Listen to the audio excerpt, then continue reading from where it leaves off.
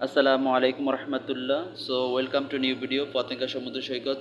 এটি অনেক গুরুত্বপূর্ণ একটি জায়গা এবং একটি জনপ্রিয় পর্যটন কেন্দ্র। চট্টগ্রাম শহরের 14 কিলোমিটার দক্ষিণে অবস্থিত একটি সমুদ্র সৈকত। এটি কর্ণফুলী নদীর মোহনায় অবস্থিত। আপনারা একটু দেখেন যে এখানে বড় জাহাজগুলি কিন্তু সাগরের ভিতরে এবং ছোট জাহাজ সেখান থেকে মাল নিয়ে আসে বড় জাহাজের থেকে। সো বড় জাহাজগুলি সাগরের গভীর জলে থাকে, পাশে আসতে পারে না, যার কারণে ছোট জাহাজ সেই মাল নিয়ে আসে সেখান থেকে। সো আপনারা জানেন 1991 সালে ঘূর্ণিঝড়ে এই সৈকতটি ভয়াবহ ক্ষতিগ্রস্ত হয়েছে, যার ফলে এখানে এখন পরে এটা আবার পুনর্নির্মাণ করেছে। এখন সিমেন্ট দিয়ে বেড়িবাঁধ দেওয়া হয়েছে। এখানে আমানত শাহ আন্তর্জাতিক বিমানবন্দর এবং বাংলাদেশের নৌবাহিনীর ঘাঁটি, তাছাড়া চট্টগ্রামের বন্দর এর অনেক জেটি এখানে অবস্থিত। এই পতেঙ্গা সমুদ্র সৈকতের সৌন্দর্য দেখার জন্য এখানে অনেক মানুষও ছুটে আসে দেশ বিদেশ থেকে। আজকে আমরা দেখব যে পতেঙ্গা সমুদ্র সৈকতের আসলে পানিটা কিভাবে।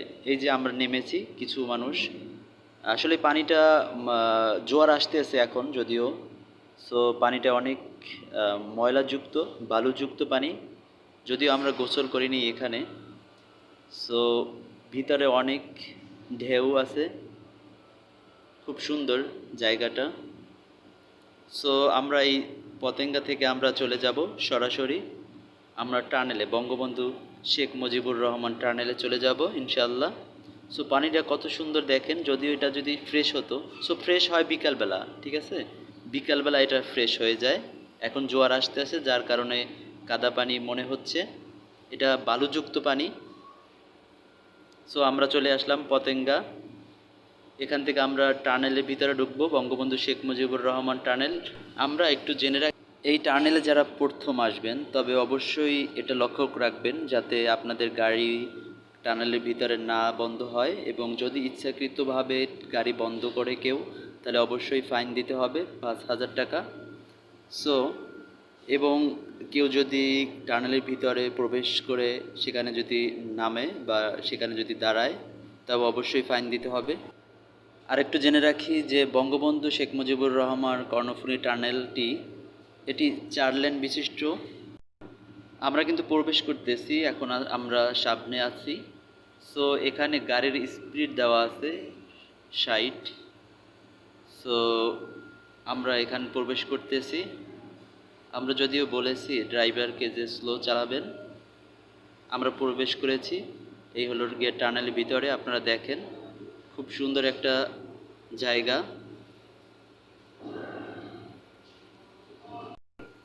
যারা এখানে না আসছেন কখনো, তারা আসলে এটা বুঝতে পারবেন না যে কতটা সুন্দর ভিতরে। দেখেন এখান থেকে এপার থেকে ওপারে যাওয়ার মতো রাস্তা আছে। আমরা বলেছি ড্রাইভারকে খুব আস্তে চালাবেন। সো একটু তার সাথে একটু জেনে সেটা হলো এই যে টানেলের মূল টানেলের দৈর্ঘ্য 3.43 কিলোমিটার। নদীর তলদেশে প্রতিটি টিউবের চওড়া 10.8 মিটার বা 35 ফুট, এবং টানেলের উচ্চতা 4.8 মিটার বা 16 ফুট। একটি টিউবের থেকে অন্য টিউবের পাশাপাশি দূরত্ব 12 মিটার। টানেলের প্রস্থ 700 মিটার এবং দৈর্ঘ্য 3,400 মিটার। এছাড়া পশ্চিম ও পূর্ব প্রান্তে থাকা 3.35 কিলোমিটার অ্যাপ্রোচ রোড আছে। এবং আপনারা জানবেন যে 727 মিটার ওভারব্রিজ চট্টগ্রাম শহরের সঙ্গে আনোয়ারা উপজেলাকে সংযুক্ত করেছে। এটি খুব একটি গুরুত্বপূর্ণ, এক জেলা থেকে অন্য জেলাকে সংযুক্ত করার কারণে এটা অনেক উপকারিতা হয়েছে জনগণের জন্য। সো আমরা কিন্তু ভিতরে আছি এখন বর্তমানে। সো এত সুন্দর একটা জায়গা যেখানে না গেলেই নয়। সো আমরা অনেকেই এখানে নামতে চেয়েছিলাম, কিন্তু ড্রাইভারে আমাদেরকে সতর্ক করে বলেছে যে এখানে নামা ইম্পসিবল, কারণ যদি কেউ নামে এখানে অবশ্যই তাকে ফাইন দিতে হবে। সো তার কারণে আমরা নামিনি এখানে। সো ভিতরে যে লাইটগুলি আছে আপনারা দেখতে পাচ্ছেন, খুব সুন্দর। আসলে ভিতরের যে দৃশ্যটা না দেখলে আসলে কেউ বুঝবে না ওরকমের যে কতটা সুন্দর। আমাদের বাংলাদেশে এখন এত সুন্দর টানেল বঙ্গবন্ধু শেখ মুজিবুর রহমান টার্নেল।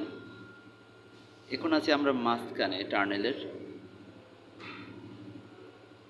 আমাদের দেশ উন্নয়নের পথে যাচ্ছে, উন্নয়নের পথে আমাদের দেশ। আমাদের গাড়ি চলছে টার্নেলের ভিতর থেকে। আমরা কিন্তু বেশি সময় নেই। আমরা এখন একটা প্রশ্ন জাগতে পারে যে এখান থেকে যদি আমরা গাড়ি থেকে যাই, আসলে আমাদের কত মিনিট সময় লাগতে পারে।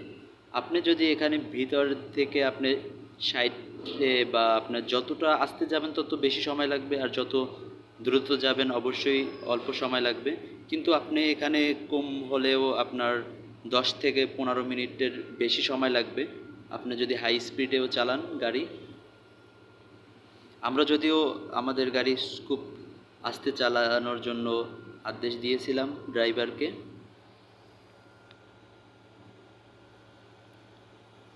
আসলে ভিতরটা অনেক সুন্দর লাগতেছে যদিও।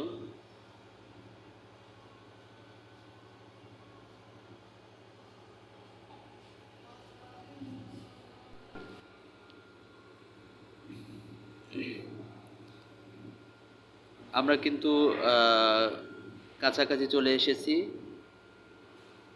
আসলে আমাদের ওই যে দেখা যাচ্ছে, আমরা বের হয়ে যাব আর কিছুক্ষণের মধ্যেই টানেল থেকে।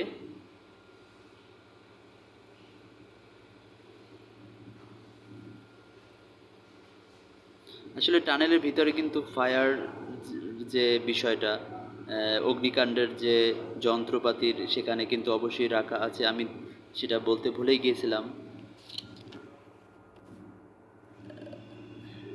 এবং এমার্জেন্সি যত যন্ত্রপাতি ভিতরে রাখা আছে। আমরা কিন্তু বের হয়ে যাচ্ছি। আমরা চলে এসেছি টানেলের ভিতর থেকে, বের হয়ে যাচ্ছি। এই যে আমরা চলে এসেছি বাহিরে। সো দেখেন গেট অনেক সুন্দর, কিন্তু উপরের গেটটা। আমরা চলে এসেছি টানেলের বাহিরে।